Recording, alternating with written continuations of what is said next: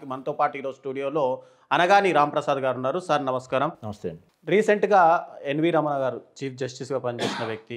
ఆయన రామోజీ ఫిలిం సిటీలో Ramoji excellence award కార్యక్రమంలో మాట్లాడుతూ సోషల్ మీడియా అంటే గతంలో పొలిటికల్ లీడర్ల వెనకాల రౌడీలు, గూండాలు ఉండేవాళ్ళు. ఇప్పుడు సోషల్ మీడియా ఉంటుంది అని. అంటే సోషల్ మీడియాని ఒక జస్టిస్‌గా పనిచేసిన వ్యక్తి ఇప్పుడు అంతా కూడా డిజిటల్ ప్లాట్‌ఫామ్. ఆయన అలా అనడంలో అసలు కరెక్ట్ అంటారా మీ వాక్యం? ఒక ఉన్నతమైన స్థాయి మాట్లాడిన మాటలకి మనం కామెంట్ చేయడం కూడా అంత కరెక్ట్ కాదు. ఈయన ఇప్పుడే కాదు, వారం రోజుల కిందట కూడా విట్టు 5వ వార్షికోత్సవం సందర్భంగా ఎళ్లి కూడా నేను సీజీఐగా ఉన్నప్పుడు నా మీద కూడా ఒత్తిళ్ళొచ్చి నా ఫ్యామిలీ మీద కూడా కేసులు పెట్టారు అనేది మాటలు మాట్లాడటం అనేది ఆయన మరి చేతకంతనం అనుకోవాలో ఏమో అర్థం కాదు. ఒక సీజీఐగా రిటైర్ అయినటువంటి వ్యక్తి, ఒక ఉన్నత స్థాయిలో ఉన్నటువంటి వ్యక్తి ఆయన మీద ఏదైనా ఆరోపణలు వచ్చినా గానీ, ఏదైనా గానీ ఆయన ఫేస్ చేసి ఒక ఆదర్శంగా నిలబడాలి. చట్టం అందరికీ సమానమే అనే ధోరణిలో ఆయన ఆదర్శంగా నిలబడి రకంగా ఫేస్ చేసి బయటికి రావాల్సిన వ్యక్తి ఇట్లా ఆయనగా దిగజార్చుకునే పరిస్థితుల్లో మాట్లాడటం అనేది చాలా తప్పది. అట్లాగే ఈ మీడియా విషయంలో కూడా ఒకప్పుడు నాయకుల వెనకమాల, పార్టీల వెనకమాల రౌడీలు ఉండేవాళ్ళు. ఇప్పుడు సోషల్ మీడియాని పెద్ద రౌడీ అని అంటున్నారు. సోషల్ మీడియా లేకపోతే ఇప్పుడు వాస్తవాలు బయటకు వస్తున్నాయా? ఇప్పుడు ఈ కర్నూలు బస్సు యాజిటేషన్ కానీ ఇలాంటివి జరిగినప్పుడు అంతకుముందు ఏంటంటే ఊరు మొత్తానికి ఒకళ్ళో ఇద్దరు పేపర్ చదివేవాళ్ళు, ఒకళ్ళిద్దరికి ఫోన్ ఉండేది. వాళ్ళకి మాత్రం రాజకీయం తెలిసేది. మిగిలిన ఏంటనేది తెలియదు. ఇప్పుడు ప్రతి ఒక్కరికి తెలుస్తుంది. ఇప్పుడు కర్నూలులో బస్సు సంఘటన జరిగినప్పుడు పాత రోజుల్లో అయితే అంటే ఎంతోమంది చనిపోతే ఇలా డబ్బులు ఇవ్వాల్సి వస్తుందని చెప్పి ప్రభుత్వం కొంతమంది కానీ లిమిటేషన్ పెట్టేసి ఇచ్చేసేది. ఇప్పుడు అట్లా కాకుండా బస్సులో ఇంతమంది ఉన్నారని చెప్పి వాళ్ళ డేటా మొత్తంతో సహా ప్రజలు ఈజీగా వాస్తవాన్ని బయటికి చెప్తున్నారు. అది సోషల్ మీడియా అంతా కరెక్ట్ అని నేను అంటలేదు. కొంతమంది నెగిటివ్గానే చేస్తున్నారు. ఎవరు అవకాశం కొద్దీ వాళ్ళు ఎవరి స్వార్థం కోసం వాళ్ళు ఉపయోగించుకుంటున్నారు. ఇదే సోషల్ మీడియా ప్రభుత్వానికి వాస్తవాలు కూడా తెలియపరిచే ప్రక్రియ చేపడుతుంది. మరి అంతకుముందు మరి ఈ మీడియాలో ఏది ప్రభుత్వానికిను ప్రజలకి మీడియా వారధిగా ఉండాల్సినటువంటి ఏదైతే మీడియా ఉందో అది మీడియా పూర్తిగా పార్టీలకి కొమ్ము కాసే పరిస్థితుల్లో ఇప్పుడు సోషల్ మీడియానే కదా వాస్తవాన్ని బయటికి తీసుకొస్తున్నది. ప్రభుత్వాలు నిజాన్ని ఇప్పుడు మన మెయిన్ స్ట్రీమ్ మీడియా నిజాలు మాట్లాడితే వాళ్ళకి రావాల్సినటువంటి పార్టీ నుంచి ప్రభుత్వం నుంచి రావాల్సిన బెనిఫిట్స్ ఏమైనా ఉంటే అవి ఆగిపోతాయి. వాళ్ళు కూడా భజన చేసే ప్రక్రియలో ఉన్నారు కాబట్టి ఇలాంటి పరిస్థితుల్లో కదా మీలాంటి యూట్యూబ్ ఛానల్స్ను ఈ సోషల్ మీడియా ద్వారానే కదా వాస్తవాలు బయటకు వస్తున్నాయి. మా బుట్టలు మాట్లాడుతున్నామంటే మరి ఇది అంటే బాగుపడటం కూడా మాట్లాడకూడదు. ఇది పెద్ద రౌడీలని మాట్లాడితే అది ఎంతవరకు అదే సుప్రీంకోర్టు కదా తీర్పిచ్చింది. 2015లో బాగుపడటం కట్టుకున్న 66 ఐటీ యాక్ట్ని రద్దు చేసింది. మరి ఆ యాక్ట్ ప్రకారం మనకున్న ప్రకటనే మాకు తెలిసిన నాలెడ్జ్ని ఇలాంటి యూట్యూబ్ ఛానల్స్ ద్వారా సోషల్ మీడియాలో షేర్ చేసుకుంటే మాట్లాడాలందరూ రౌడీ, సోషల్ మీడియాలో రౌడీ అంటే అది ఆ స్థాయికి ఉండాల్సిన వ్యక్తి మాట్లాడాల్సిన మాటలు అవి ఎంతవరకు కరెక్ట్? అది రామోజీరావు గారు లాంటి ఆదర్శమైన వ్యక్తి పోయిన తర్వాత అసలు మీడియా అనేది పూర్తిగా దిగజారిపోయింది అని. కానీ ఇదే రామోజీరావు గారు ఉన్న సమయంలో ఎంతోమంది అంటే ఎన్టీఆర్ గారి భార్య లక్ష్మీపార్వతి గురించి కానీ వీళ్ళ గురించి కానీ ఎన్నో కార్టూన్లు వేశారు, పిచ్చి పిచ్చి కార్టూన్లు కూడా. మరి అప్పుడు దిగజారని మీడియా ఇప్పుడు దిగజారిపోయింది.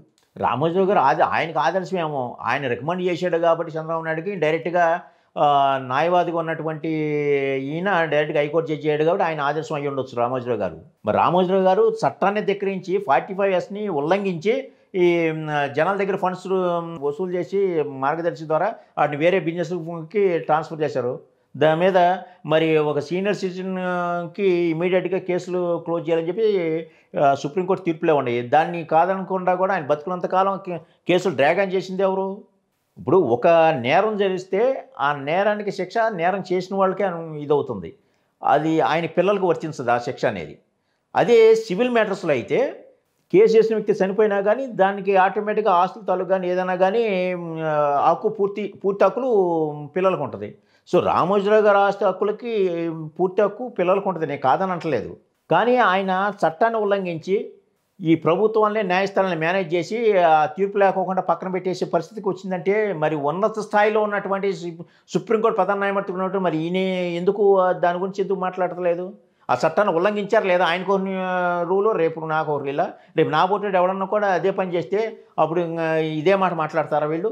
ఈయనకు ఆదర్శం కావచ్చు. అసలు న్యాయ వ్యవస్థను భ్రష్టు పట్టించిందే రామోజీరావు అని చెప్పి నేను ఎప్పుడూ మాట్లాడాను. ఎందుకనంటే వీళ్ళు ఏ కేసుని బెంచ్ మీద రానివ్వకుండా స్టేల మీద చేస్తూ ఉంటారు.